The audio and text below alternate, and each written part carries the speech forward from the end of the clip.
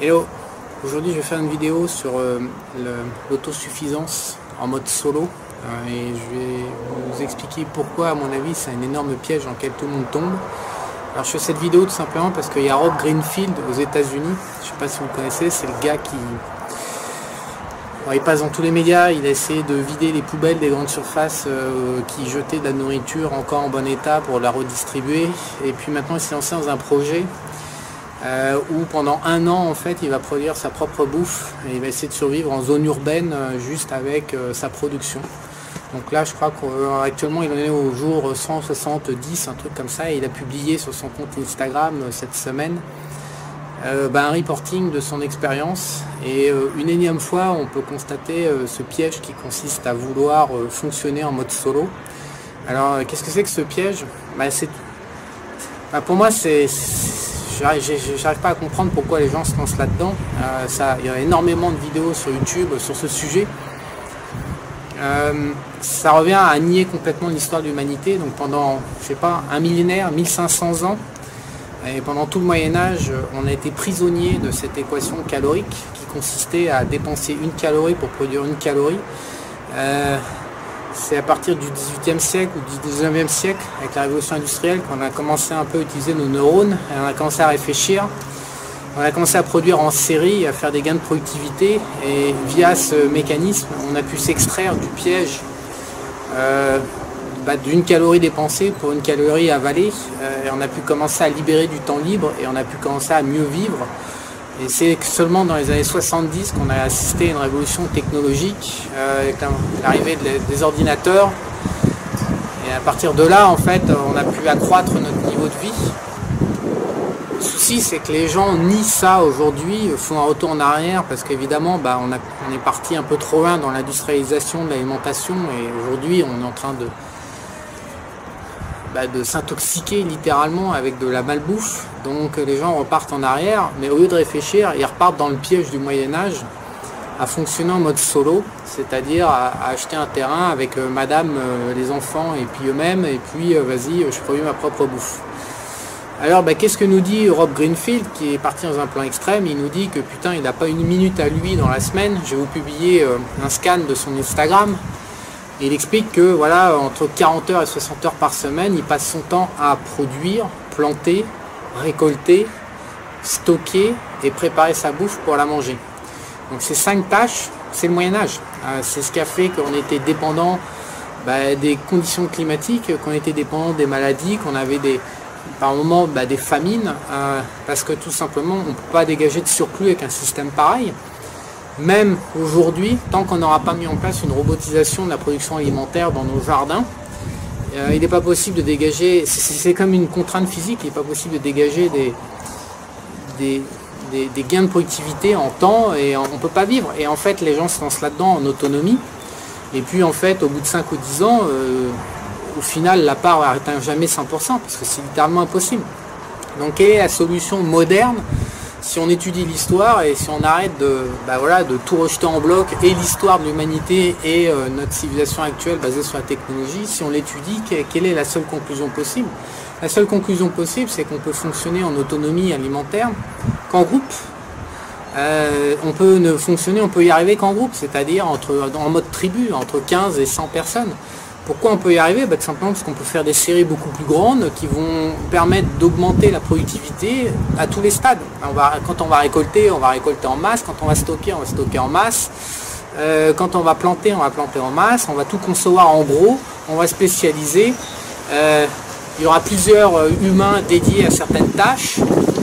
Et mis tout ça bout à bout, il est tout à fait possible aujourd'hui de produire de la qualité alimentaire comme on y aspire tous aujourd'hui, mais sans tomber dans le piège de la dépendance totale à son jardin et au nombre d'heures dépensées, aux calories investies pour récolter une calorie à avaler, quoi.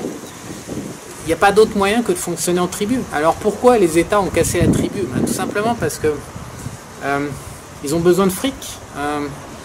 Ils nous ont organisés en famille pour pouvoir prélever les impôts. Il n'y a pas d'autre...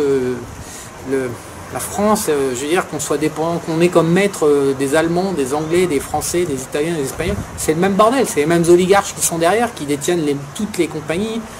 Il n'y a pas de différence. Un État, c'est juste une identité nationale, c'est juste un moyen de prélever des impôts, rien d'autre. Concrètement, aujourd'hui, on a un mode de vie occidental à peu près standardisé. Ouais, on a un peu des cultures un tout petit peu différentes, mais en fait, en tant que blanc occidental, on se ressemble beaucoup plus qu'on diffère les uns les autres. Et en fait, tout ça, le seul but, c'est de nous mettre en situation d'esclavagisme via le socialisme et de nous piquer le gros de notre production, parce que le gros de la production aujourd'hui par les Occidentaux est détourné. Et donc si on veut s'extraire de ça, il n'y a que deux solutions. Il faut se revenir à la notion de tribu, il faut se réassocier avec des gens à qui on apprécie. Moi, la tribu, à moins de 15 personnes, je pense qu'elle ne peut pas fonctionner. Il faut au moins 15 personnes, 20 personnes. Et l'autre truc qui m'effare, c'est la négation de la technologie aujourd'hui, le monde. Soit on a des gens qui sont là, spirituels sous un arbre, en train de prôner la décroissance et en train de chier sur l'économie mondiale, qui nous apporte quand même un mode de vie beaucoup plus confortable qu'avant.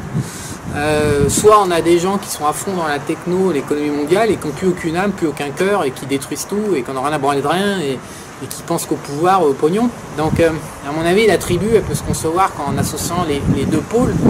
Et donc se mettre en tribu, produire de manière alimentaire, mettre en place une production alimentaire saine, avec des longues séries qui permettent de dégager des gains de productivité, mais également utiliser la techno partout où c'est possible, un maximum de techno, et être content et heureux que cette technologie existe.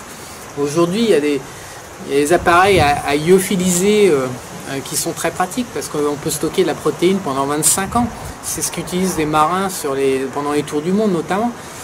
Tous ces appareils qui coûtaient des yeux de la tête, qui étaient dédiés aux professionnels, aujourd'hui on peut les acquérir pour quelques milliers de dollars. On peut vraiment concevoir tout un système, mais il est impératif à mon sens de s'extraire du piège de l'autosuffisance en famille. Voilà, effectivement, toute la norme sociale, tous les médias, tous les pays vont nous sécuriser dans l'idée qu'ils font fonctionner avec juste sa femme et ses enfants. Et à mon avis, c'est pas pour rien qu'ils nous sécurisent là-dedans, c'est pour nous piéger.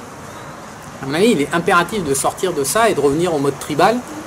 Ça ne veut pas dire qu'on va faire de la politique, ça ne veut pas dire qu'on va devoir défendre son territoire comme avant et tous les travers de la tribu, mais il est impératif de revenir en mode tribal dans le monde moderne, inséré dans les États et dans toute la merde socialiste. Et il est impératif de se dépluguer un peu de la matrice socialiste pour consommer un minimum, pour éviter de se la prendre dans la gueule, grosso modo, et pour en tirer le maximum. Voilà, donc moi je pense qu'en termes de stratégie, il faut tout reconcevoir. Et je surveille Rob Greenfield depuis maintenant plusieurs mois, son expérience, parce qu'à mon sens, vu la manière dont il s'était pris, il était obligé de tomber sur cette limite physique. Et voilà, cette semaine, il explique qu'il consacre 40 à 60 heures et il n'a plus de temps pour vivre pour lui-même. Donc après, lui, il est persuadé que ça inspire les gens et qu'il faut le montrer. Mais ce qu'il n'a pas compris, c'est que ce modèle, il est invivable. Tôt ou tard, quand on a une société de consommation dans laquelle on vit aujourd'hui, dans laquelle on évolue, on n'a pas du tout envie de consacrer 60 heures par semaine à organiser sa survie intégrale. Il n'y a plus personne qui a envie de vivre comme ça. Donc pour moi, il se gourde de messages et pour moi, il faut vraiment... oui, il va dans la bonne direction. Oui, il faut revenir à une certaine autosuffisance alimentaire, il n'y a pas de doute. Mais il ne faut absolument pas s'y prendre de la manière dont on s'y est pris. Voilà, il faut vraiment reconcevoir, à passer à, je sais pas, à la version 3.0 après le Moyen-Âge, après le socialisme industrialisé, il faut passer à l'autonomie en groupe en mode tribal. Et donc ça, à mon avis, c'est l'étape suivante pour les gens qui vont être un peu plus malins et qui acceptent d'être un peu en rebelle par rapport au regard actuel de la masse qui ne va pas les valoriser, alors qu'en fait, pour moi, c'est la seule solution possible actuellement.